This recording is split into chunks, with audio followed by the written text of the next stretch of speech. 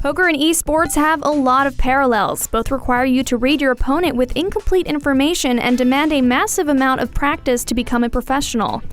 Bertrand Elki Grospellier is a former StarCraft Brood War and Warcraft 3 professional player from France, who transitioned over to poker, where he's won almost $11 million in live tournaments. Jason Somerville is a World Series of Poker bracelet winner and is the current king of online poker streaming. He loves esports and models his content off of the biggest esports stars and events. And finally, Jamie Staples is a Twitch streamer who recently converted over to playing poker full-time and has been pulling in huge viewership numbers on his channel. We talked to all three about the similarities between the scenes and what lessons they thought poker could learn from esports.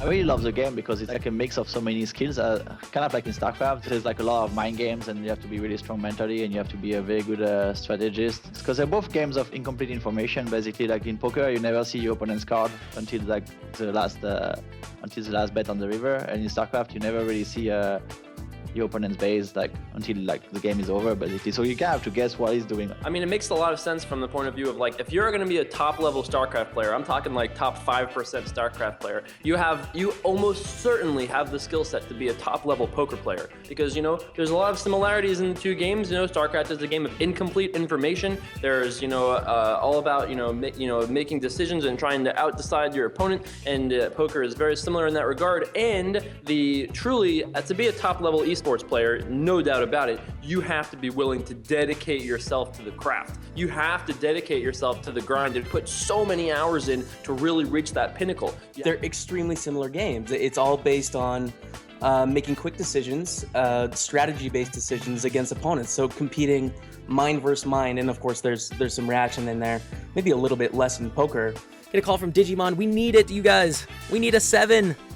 Can we do it? A 7? A 7 or an 8? No. Ayya. In poker, you can take like 10 minutes to make a decision, right?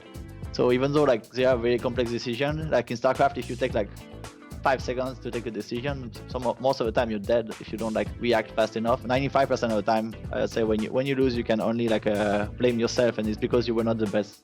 Because you were not the best player. If you're watching me stream and we're playing a tournament together, I'm explaining to you everything I'm doing. I'm saying, okay, I'm gonna play. My strategy is like this. I'm gonna do these things, and then this happens. I'm gonna say, okay, this is what I see. I see this happening, and this is why I'm gonna do this. And over the course of the season, people go, wow, okay, this is awesome. Like, you're getting to feel the ride of the tournament, the journey of the session, without having to put up any of your own cash. But if you aren't a poker pro and you don't play every day, it's kind of fun to watch. You get all in with ace king against queen, right, for a big money spot in a big tournament or something, right? And get to see the human reaction of winning and losing thousands of dollars. That's kind of fun. You can't get 40 hours of ESPN time. You just can't. They have got too many things going on. And so being on ESPN 9, where like 6 people get to watch you, that's not nearly as good as being on the internet. The internet is the perfect medium for poker and esports, and I think TV is just going down the wayside.